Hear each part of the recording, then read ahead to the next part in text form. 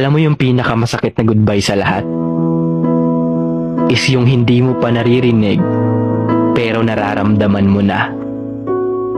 Yung tipong hindi pa lumalabas sa bibig niya, pero alam mong doon na papunta.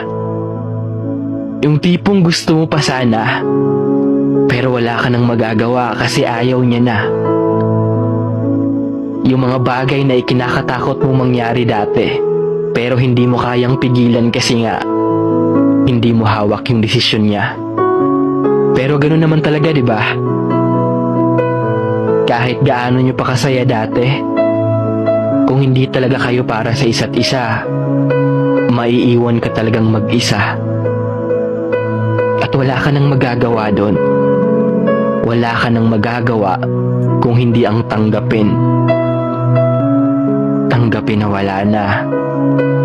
Tanggapin na matatapos na. Tanggapin para sa ikakasaya niya at para sa ikabubuti mo na rin. Sakit.